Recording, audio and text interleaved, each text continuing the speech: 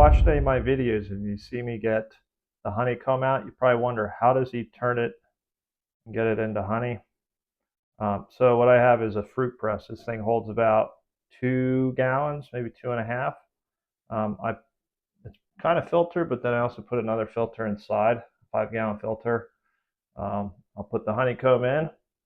This cranks it down and presses it out, filters it, and then I have it coming oozing down into a food grade bucket that I have, and I have like a small screening there. I just built this framework just to get this elevated enough that I can put a 5-gallon bucket underneath. So we'll get started and you can get to see how it works out.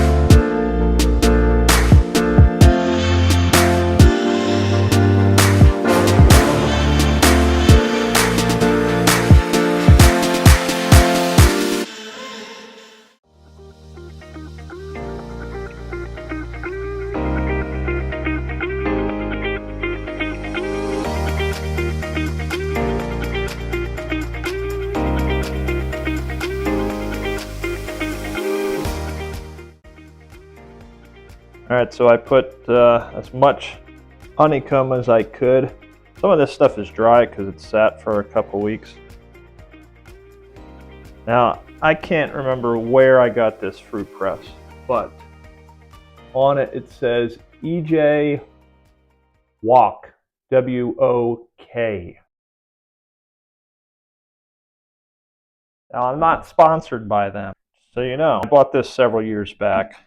I also got to tighten this pretty hard. So the one thing I've learned is to not tighten this down too quickly, because what it can do is twist this sideways. You know, it takes a while to get this pressed out. It's one of those things, could take a day or so. I pretty much get to a point once it gets harder to push, I kind of would do like 1 or 2 cranks, walk away every time I'd pass it, because we're doing this here in our dining room. I just would crank it again, try and get as much honey out as I possibly can. You might wonder, okay, what's he do with the leftover wax? Well, I take all that stuff and take the big chunk and give it out to my bees, and they'll clean it up and they'll make us more honey. So this is honey that was almost already pressed down in the process of just leaving it here in the bucket. So I'm just going to let this all hopefully fill this up perfectly. We'll see. All right, we're empty. Everything's down in, and I'm starting to have honey coming out to here. I got to quick put our bucket underneath and start oozing out on us. As you can see, about ready to start coming down through. I'm going to start cranking. I got to get this thing over top again.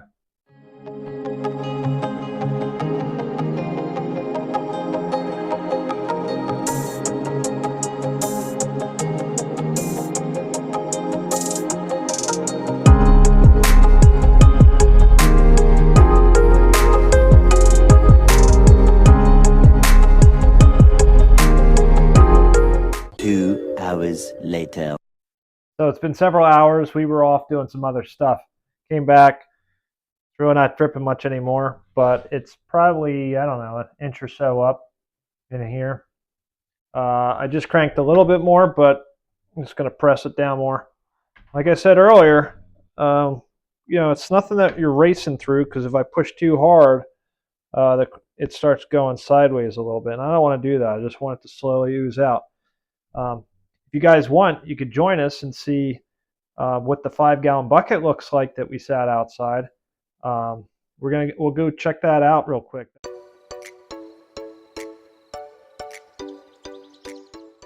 this is where we put our bucket, and they have been tearing into this. Sadly, you know, all the honey kind of just drains down in the bottom, and some of the bees got a little too deep in the honey, and they're not going to make it. Anyhow, this is what happens. Nice that nothing's going to go to waste.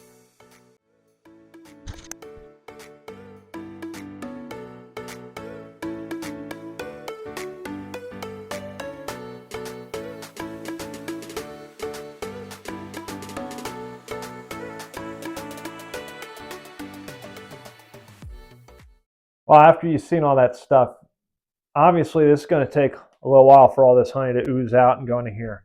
This is a food grade bucket.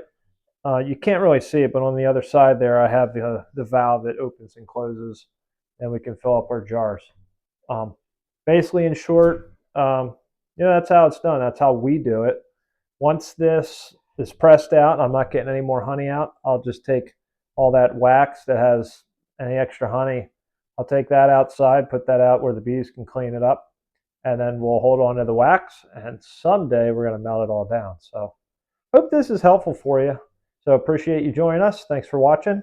And if you haven't, like and subscribe and check out any of our other videos. Thanks for watching.